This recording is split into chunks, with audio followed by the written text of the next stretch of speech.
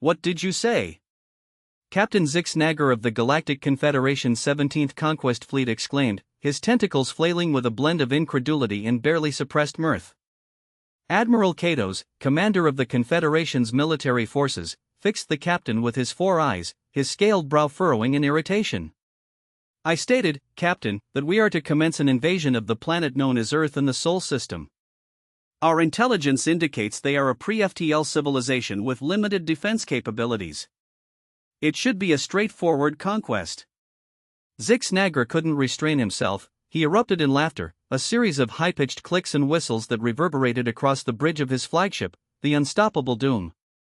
The rest of the bridge crew, a motley collection of various alien species, looked at their captain with a mix of confusion and concern. My apologies, Admiral, Zix Nagger managed between bursts of laughter, but have you been imbibing Zorg and fire whiskey again? Because that's the only explanation I can conceive of for this utter madness. Admiral Katos' scales flushed a deep purple, a sign of his mounting anger. This is no laughing matter, Captain. The High Council has decreed that Earth must be integrated into the Confederation, by force if necessary. Are you refusing a direct order? Zix Nagger's laughter subsided, replaced by a sardonic grin that revealed his rows of needle-like teeth. Oh, I'm not refusing, Admiral. I'm merely attempting to save your scaly hide from the biggest embarrassment since the Blargon tried to invade a black hole because they mistook it for a really dark planet. The Admiral's eyes narrowed. Explain yourself, Captain, immediately. Zix Nagger sighed, his tentacles drooping in exasperation. Very well, gather round, children. It's time for a brief history lesson. He pressed a button on his command chair, and a holographic image of Earth appeared in the center of the bridge. This, my dear Admiral, is Earth. A charming little mud ball, wouldn't you agree? Now, one might think it would be easy pickings, limited space presence, no energy shields, no faster-than-light weaponry. It should be a piece of cake, correct? Admiral Katos nodded impatiently. Precisely, which is why I fail to comprehend your hesitation, Captain. Zix Nagger's grin widened. Oh, sweet, naive Admiral, allow me to share a little tale. Roughly 200 standard galactic years ago, the Dreer Empire decided to do precisely what you're proposing. They were riding high on their recent victories, convinced of their invincibility, so they dispatched a fleet to Earth, expecting to have the planet under their control within a solar rotation. The captain paused for dramatic effect, his tentacles waving in an approximation of a human's finger wagging. Do you know what transpired to that fleet, Admiral? Katos frowned. I am not familiar with this incident. Of course you're not, Zix Nagger exclaimed, his voice dripping with sarcasm, because there isn't a single Dreer left in the galaxy to recount the tale. Their entire species wiped out, poof, gone. And do you know why? The Admiral's scales had paled to a sickly green. Why, he asked, his voice barely above a whisper. Zix Nagger leaned in close, his voice dropping to a conspiratorial tone. Because, my dear Admiral, the humans ate them. A collective gasp rippled through the bridge crew. Admiral Katos stumbled back, his lower pair of arms grasping for support on a nearby console. That's impossible. Surely you jest, Captain. The captain's laughter returned, a harsh, barking sound. Oh, I wish I were joking, Admiral, but it's the honest-to-zorb truth. The humans, those defenseless little apes, not only repelled the Dreer invasion but then proceeded to hunt down every last one of them across the galaxy. And when I say hunt, I mean it in the most literal sense. Zix Nagger turned to his communications officer, a Rolian with elongated fingers perfect for operating the complex array of buttons and switches. Lieutenant, pull up the classified file on the Earth Dreer War, authorization code Zulu Tango Foxtrot 42069. The bridge's main view screen flickered to life, displaying a series of gruesome images that made even the most hardened of the alien warriors flinch, scenes of Dreer ships being torn apart by crude but effective human weaponry, of human soldiers in powered armor ripping through Dreer defenses like tissue paper, and, most disturbingly, of humans consuming their defeated foes. But how? Admiral Katos stammered, his eyes wide with horror. The Dreer were one of the most advanced civilizations in the galaxy. Zix Nagger's expression turned grim. That's the thing about humans, Admiral. They're innovative. So when the Dreer showed up with their fancy energy weapons and force fields, the humans didn't just roll over and die. Oh no, they got creative. The captain manipulated the holographic display, zooming in on various human weapons and vehicles. See this? They call it an electromagnetic pulse. Turns out it's really good at frying advanced electronics. And this beauty? A kinetic energy weapon. Basically, they just throw really big rocks really fast. No fancy energy fields can stop good old-fashioned momentum. Admiral Katos had regained some of his composure, but his voice still quavered as he spoke. But eating them? Surely that's an exaggeration. Zix Nagger's laughter had a bitter edge to it now. Oh, I wish it was, Admiral, but the humans have a saying, waste not, want not. When they realized that Dreer flesh was not only edible but apparently quite delicious by their standards, well, let's just say they found a way to solve two problems at once: disposal of enemy corpses and feeding their troops. The Admiral looked like he was about to be sick. That's barbaric. Barbaric? Zix Nagger repeated, his voice rising. Oh, my sweet summer child, you haven't seen barbaric yet. Let me tell you about something the humans call psychological warfare.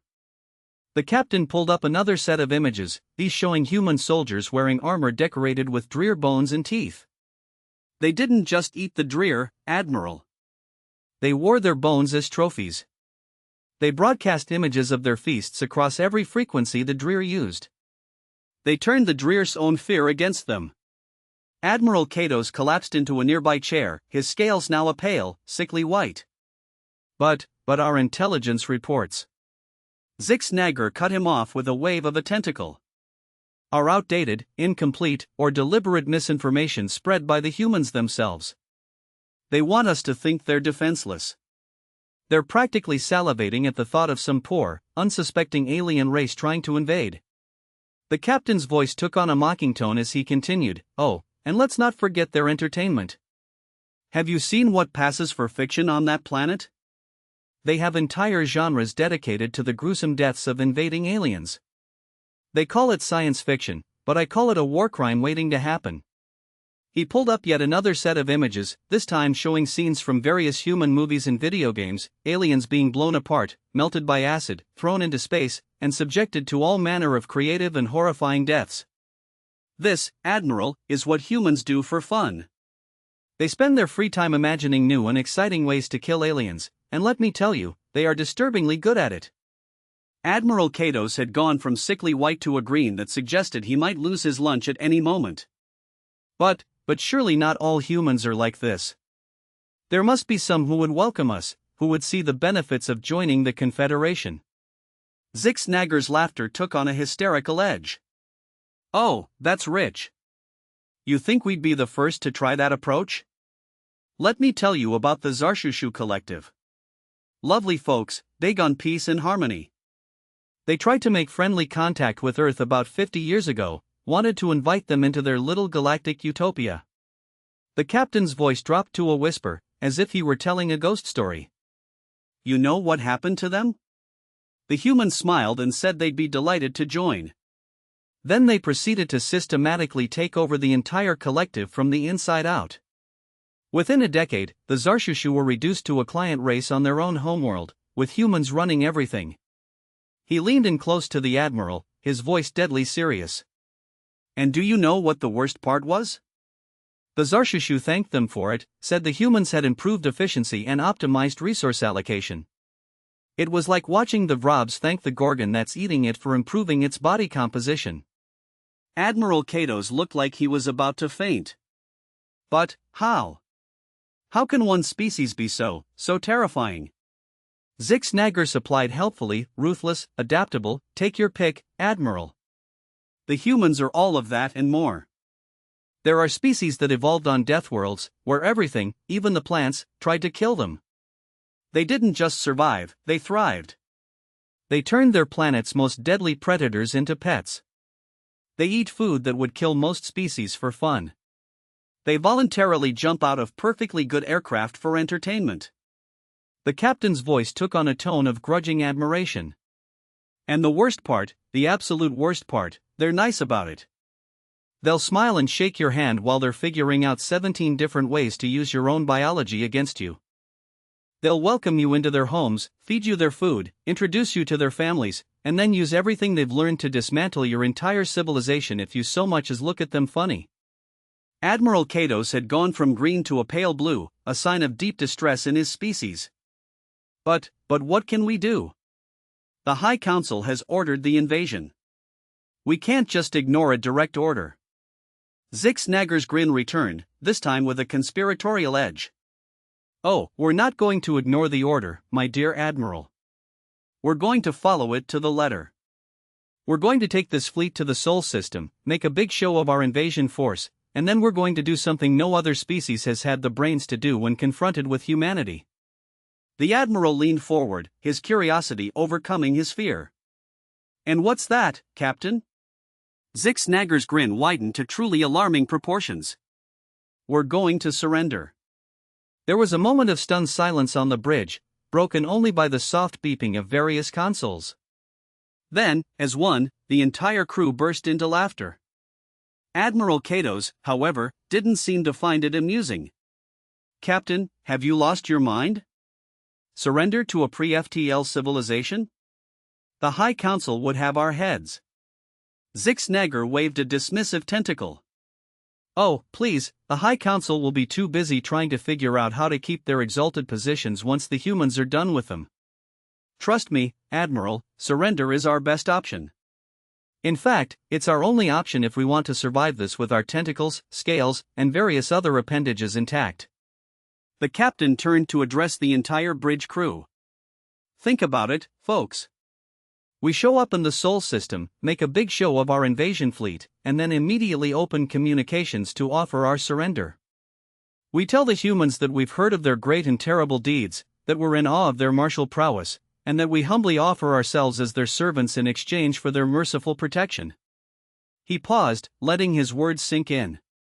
The humans, being the megalomaniacs they are, will eat it up. They'll be so flattered by our recognition of their superiority that they'll welcome us with open arms. And then, my friends, we'll be in the perfect position to observe them up close, learn their weaknesses, if they have any, and report back to the Confederation. Admiral Katos stroked his chin thoughtfully with one of his lower arms. That's actually not a terrible plan, Captain. But what if they see through our ruse?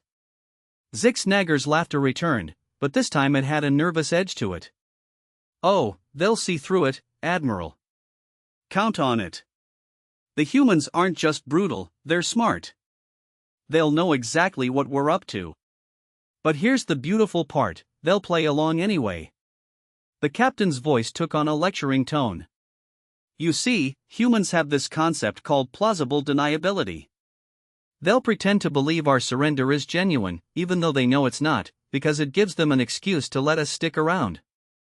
And why would they want that, you ask?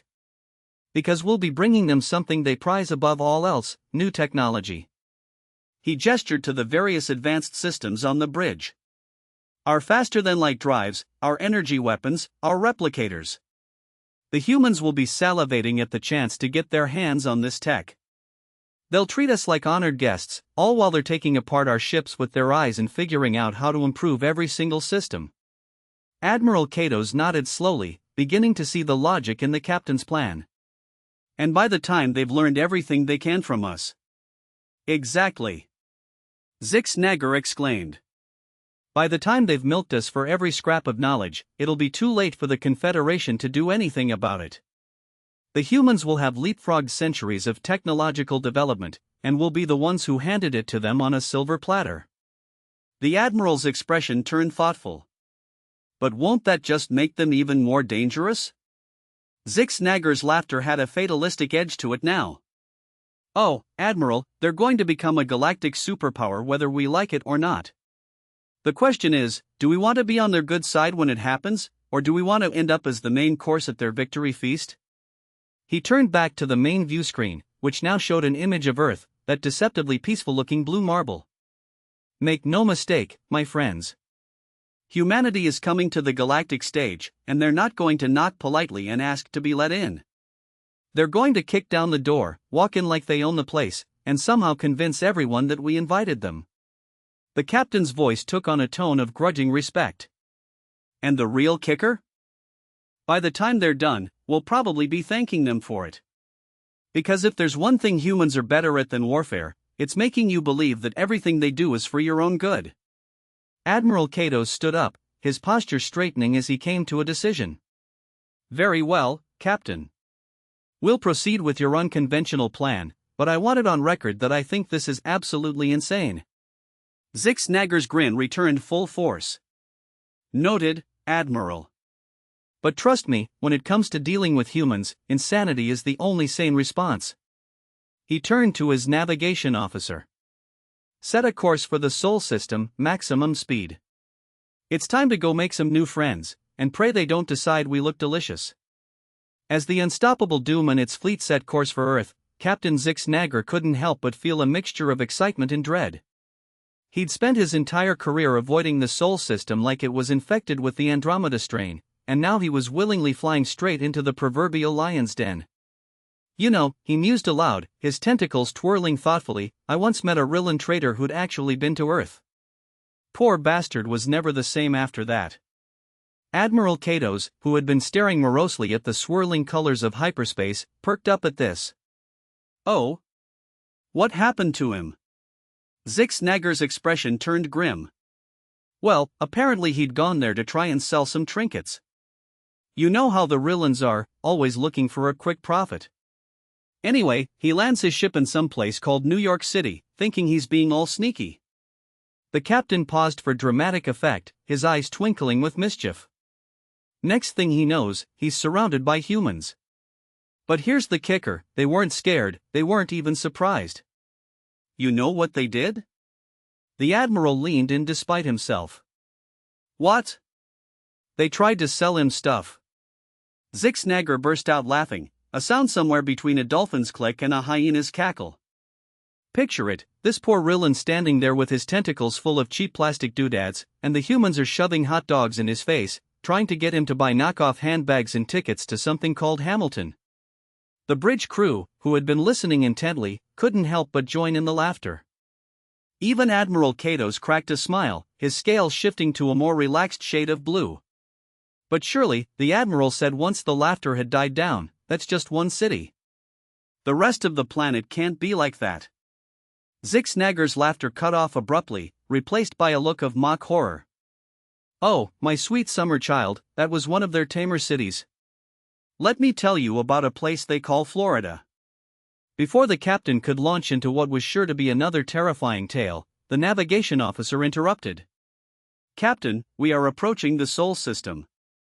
We will be dropping out of hyperspace in 5 minutes." The mood on the bridge instantly shifted from jovial to tense. Zix Nagger straightened up, his tentacles coiling tightly around his command chair. "Right then, folks, this is it. The moment of truth. Remember, no matter what happens, no matter what we see, we stick to the plan. We're here to surrender, not to fight. Even if they start shooting, even if they send out ships that look like they were cobbled together from scrap metal and bad attitude, we do not engage. Is that clear?" A chorus of affirmatives rang out across the bridge. Admiral Katos, looking somewhat green again, nodded his agreement. "Good," Zix Nagger said, his voice taking on a tone of grim determination, "because let me tell you something about humans in first contact situations. They have this thing called science fiction, and they've been imagining meeting aliens for centuries. They've thought of every possible scenario, from peaceful exchanges of knowledge to all-out war. And in every single one of those scenarios, no matter how outgunned or outmatched they might be, the humans always come out on top." He looked around the bridge, meaning the eyes, or equivalent sensory organs, of each crew member. "So whatever you do, don't try to outsmart them, don't try to outfight them, and for the love of all that's holy, don't try to outcrazy them. Because trust me, when it comes to crazy, humans are the undefeated galactic champions." As if to punctuate his words, the swirling colors of hyperspace suddenly gave way to the star-studded blackness of normal space. And there, hanging in the void like a beautiful, terrifying jewel, was Earth. For a moment, there was silence on the bridge. Then, softly at first but quickly growing in volume, came a sound that no one expected: laughter. It was the communications officer, a normally stoic Rolian, who had dissolved into fits of giggling. When everyone turned to look at her, she managed to gasp out between laughs, "I'm sorry, Captain, but, broadcasting." Zix Nagger felt a sense of dread settling in his primary stomach. Broadcasting what, exactly? The Rolian pressed a button, and suddenly the bridge was filled with a cacophony of sounds and images, hundreds, no, thousands of different transmissions, all overlapping and competing for attention. There were news broadcasts showing everything from political debates to cat videos. There were movies and TV shows depicting alien invasions in every conceivable manner, from the terrifying to the absurd.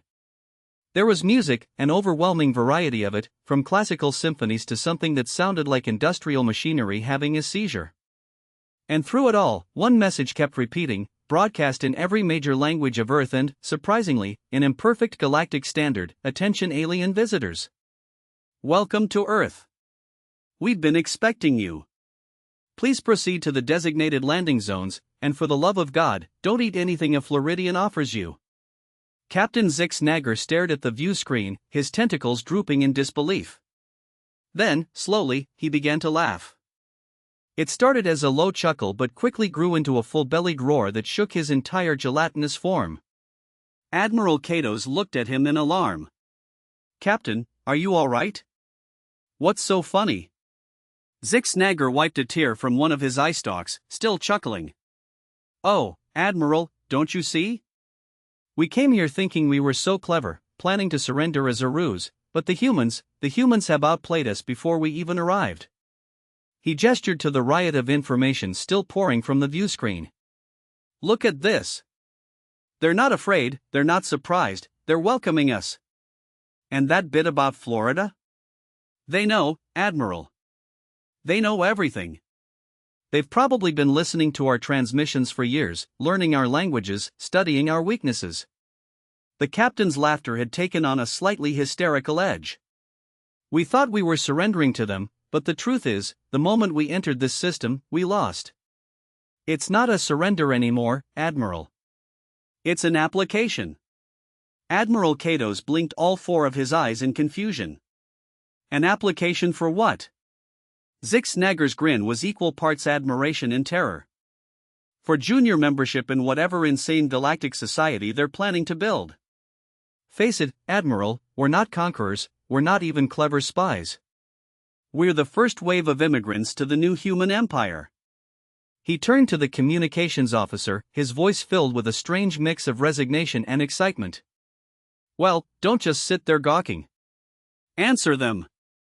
Tell them the Galactic Confederation graciously accepts Earth's offer of hospitality and looks forward to peaceful cultural exchange." As the message was sent, Zix Nagger settled back into his command chair, watching the blue-green orb of Earth grow larger on the view screen. "You know," he mused almost to himself, "I've always wondered what a hot dog tastes like." Admiral Katos, who had sunk into a nearby chair in a daze, managed to croak out, "Captain, are you sure about this? We're really just going to land?" Zix Nagger's laughter had softened to a chuckle. "Oh, my dear Admiral, at this point I'm not sure of anything except this: the humans are calling the shots now, and our best bet is to smile, nod, and hope they decide we're more useful as friends than as dinner." He leaned forward, his eyes gleaming with a mixture of fear and anticipation. "Besides, think of the stories we'll have to tell, the day we surrendered to Earth and they threw us a welcome party. It'll be a hit at the next Galactic Confederation mixer." As the fleet began its descent towards the designated landing zone, the bridge of the unstoppable doom was filled with a nervous energy. Some crew members were excitedly discussing which Earth cultures they wanted to experience first, while others were quietly making peace with whatever deities they believed in. Captain Zix Nagger, for his part, was already planning how to phrase his report to the High Council. "Successful first contact established with Earth," he muttered to himself. "Minor complications including total surrender of Confederation authority and possible involuntary enlistment in human galactic expansion efforts, but on the bright side, their music is catchy, and their food, well, we'll find out soon enough if it's to die for." As the ships entered Earth's atmosphere, a new transmission came through. A human face appeared on the screen, smiling in a way that managed to be both welcoming and slightly terrifying. "Greetings, friends from the stars. On behalf of the people of Earth, I bid you welcome. We've prepared a small reception for you, nothing fancy, just a few billion of us gathering to say hi. Oh, and don't worry about the folks in tinfoil hats, they're mostly harmless. The human smile widened, showing far too many teeth for comfort. We're so looking forward to learning all about you and your civilization. We have so many questions, like how fast can your ships go? What's the load-bearing capacity of your hull materials? Oh, and do you happen to know anything about the strategic weaknesses of any other alien races? You know, just for conversation's sake. Captain Zix Nagger turned to Admiral Katos, his expression a mixture of resignation and amusement. Well, Admiral, I hope you brushed up on your diplomatic skills. Something tells me we're in for one hell of a cultural exchange. As the unstoppable Doom touched down on Earth amidst cheering crowds and flashing cameras, Captain Zix Nagger had one last thought before the doors opened to their new reality: maybe we should have just sent a fruit basket instead. And with that, the Galactic Confederation's 17th Conquest Fleet became the first official alien delegation to Earth, ushering in a new era of interstellar relations. An era that would be marked by human ingenuity, alien befuddlement, and the lingering question of whether surrender had been the best or worst decision in galactic history. But one thing was certain: the universe would never be the same again. And somewhere in the vast reaches of space, other alien civilizations felt a sudden, inexplicable urge to update their defense systems and maybe, just maybe, send a polite "please don't notice us" note to that little blue planet in the unfashionable western spiral arm of the galaxy. After all, it's better to be a friend of humanity than, well, whatever the alternative might be. Just ask the Dreer. Oh wait, you can't, they're all gone. Bon appetit, Earth. As the doors of the unstoppable Doom hissed open, Captain Zix Nagger and Admiral Katos found themselves face to face with a sea of humans. The cacophony of cheers, camera clicks, and what seemed to be impromptu alien-themed rock concerts was overwhelming. Well, Zix Nagger muttered to the Admiral, at least they're not shooting at us, yet. A group of humans in suits approached, led by a woman with a smile that could either mean welcome, friends, or I can't wait to dissect you. She extended her hand, and Zix Nagger stared at it in confusion. You're supposed to shake it, Admiral Katos whispered helpfully, having apparently become an expert on human customs in the last 5 minutes. Zix Nagger cautiously wrapped a tentacle around the woman's hand, giving it a gentle squeeze. To his surprise, she didn't recoil in disgust or try to eat his appendage. Progress, he thought. Welcome to Earth, the woman said, her voice carrying across the landing area thanks to some impressively discreet audio technology. I'm Dr. Elena Rodriguez, Earth's Extraterrestrial Relations Coordinator. We're so glad you could make it. Zix Nagger blinked all 7 of his eyes. You were expecting us? Dr. Rodriguez's smile widened. Oh, of course. We've been monitoring your transmissions for years. We particularly enjoyed your captain's logs, the one about the space pirate and the mistaken identity with the tentacle monster. Hilarious. The captain felt his chromatophore shifting to a deep purple of embarrassment. You heard that? We heard everything, Dr. Rodriguez said cheerfully. In fact, we've prepared a little welcome package based on what we've learned about your species. We have accommodations with the perfect balance of methane and oxygen, a variety of foods that should be compatible with your digestive systems, and even some entertainment options. I believe you're particularly fond of something called zero-gravity juggling? Admiral Katos leaned in close to Zix Nagger. Captain, I'm beginning to think we may be slightly out of our depth here. Oh, Admiral, Zix Nagger chuckled, we're not just out of our depth, we're bottom-dwelling cavefish who've suddenly found ourselves in the Mariana Trench. Dr. Rodriguez clapped her hands together. Now, I'm sure you have lots of questions. Rest assured, we'll get to all of them. But first, how about a tour?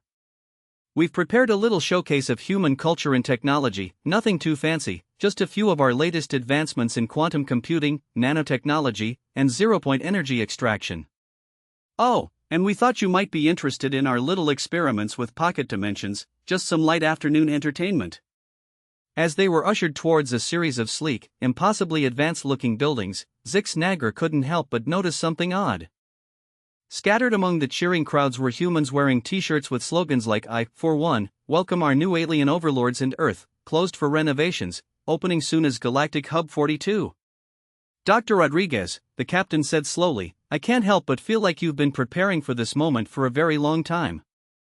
The doctor's laugh was like tinkling bells, if those bells managed to project both a comforting aura and a subtle feeling of threat. "Oh, Captain Zix Nagger, you have no comprehension.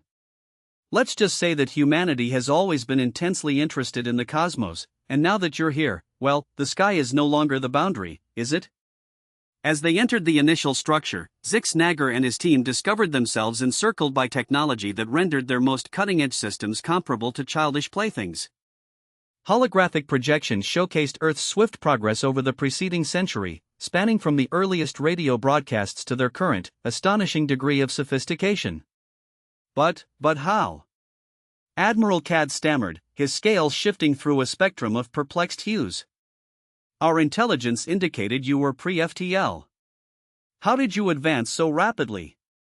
Dr. Rodriguez's smile acquired a touch of deviousness. "Oh, we may have embellished some of our public communications. You'd be astonished at what you can conceal with ample cat videos and reality television programs." She leaned in conspiratorially. "Between you and me, we cracked FTL about 50 years ago. We merely chose to maintain silence. After all, surprising visitors is far more entertaining, don't you concur?" Zix Nagger sensed a hysterical chuckle surging within him. "So, allow me to clarify, we arrived here anticipating that we would generously extend our surrender to a primitive species, only to discover that you are, in fact, centuries ahead of us technologically and have likely been manipulating the levers of galactic civilization for decades?" Dr. Rodriguez patted him on what she presumably perceived to be his shoulder. "Oh, don't be so harsh on yourself, Captain. You're here, aren't you? That's the initial step, and trust me, we have grand designs for the Galactic Confederation. How do you feel about a slight reorganization?" "Nothing drastic, merely a complete restructuring of galactic society with Earth at the helm. We're contemplating naming it Space United Nations, or SUN for short." "Catchy, wouldn't you agree?" As they proceeded through the exhibition, each display surpassing the last in awe-inspiring quality, Zix Nagger found himself fluctuating between dread and elation. The humans had somehow succeeded in merging technologies in manners that ought to have been impossible, generating synergies that defied comprehension. "And this," Dr. Rodriguez remarked, gesturing toward a diminutive, unassuming cube, "is our latest innovation. We refer to it as the plot device. It can essentially accomplish anything the narrative necessitates. Faster than light communication? Check. Universal translation? Check. Rewriting the laws of physics on a whim? Double check." Admiral Kos, who had been uncharacteristically reserved, finally interjected, "But why? Why undertake all this endeavor? Why not simply conquer the galaxy if you're so advanced?" Dr. Rodriguez's laughter, this time, was complete and hearty. "Conquer? Oh, my dear Admiral, that's so unimaginative. Why conquer when you can integrate? We don't aspire to govern the galaxy, we desire to celebrate with it." She extended her arms widely, encompassing the entire exhibition. "This is merely a welcoming banquet. Earth is prepared to join the galactic community, but we're doing it our way. We're hosting the most extravagant, most ludicrous, most mind-bending welcome party the universe has ever witnessed, and you, my friends, are our guests of honor." Zix Nagger felt a tentacle pressed into his grasp. He glanced downward to discover himself clutching a glass containing something fluorescent and effervescent. "What is this?" he inquired warily. "Oh, merely a little human concoction," Dr. Rodriguez responded with a wink. "We call it a pan-galactic gargle blaster. Don't be concerned, we've adjusted the formula for your physiology. It should only be mildly hallucinogenic." As Zix Nagger cautiously sipped the beverage, feeling it fizz and erupt all the way to his tertiary stomach, he experienced a sudden, crystal-clear realization: the Galactic Confederation hadn't merely surrendered to Earth, they had unwittingly volunteered to serve as the opening act in humanity's debut on the galactic stage. And what a debut it was destined to be! Months later, as the newly christened United Galactic Federation, the humans had decided Sun was a bit on the nose, convened its inaugural interstellar conference, Captain Zix Nagger found himself standing on a podium, addressing representatives from a myriad of worlds. "My fellow sentients," he commenced, still scarcely believing the words emanating from his speech orifice, "I stand before you today not as a conqueror, not as the conquered, but as a friend to humanity and a friend to all species who are prepared to embark on the grandest adventure the galaxy has ever conceived." He paused, surveying the multitude of aliens, all displaying expressions ranging from exhilaration to utter bewilderment. In the front row, Dr. Rodriguez offered him a thumbs up and an encouraging nod. "When we journeyed to Earth, we believed we knew what to anticipate. We were mistaken. Humanity has demonstrated to us that the universe is stranger, more wondrous, and infinitely more amusing than we ever envisioned. They've instructed us that the optimal approach to confronting the unknown is not with apprehension or aggression, but with inquisitiveness, adaptability, and a remarkably robust sense of humor." Zix Nagger raised his glass, filled with yet another concoction the humans had introduced to galactic civilization, something christened a cosmic colada. "So, here's to humanity, our new companions and collaborators in this grand cosmic dance. May their eccentricity inspire us, their ingenuity challenge us, and their friendship guide us as we progress together into a future that is assuredly going to be one hell of a ride." As the assembled aliens cheered and toasted, Zix Nagger couldn't resist chuckling to himself. Somewhere out there in the vast expanse of space, he knew other alien civilizations were intercepting transmissions from Earth, scratching their heads, or equivalent appendages, in bewilderment. And as those civilizations wrestled with the sudden comprehension that the galaxy had been irrevocably altered, Zix Nagger had one piece of advice for them: "Welcome to the party, folks, and whatever you do, don't consume anything a Floridian offers you. Trust me on this one." With that, the greatest era of galactic history commenced, not with a bang, not with a whimper, but with a toast, a laugh, and the faint strains of what humans termed disco echoing across the cosmos. The universe would never be the same again, and frankly, that was probably for the best. After all, who desired a mundane universe anyway?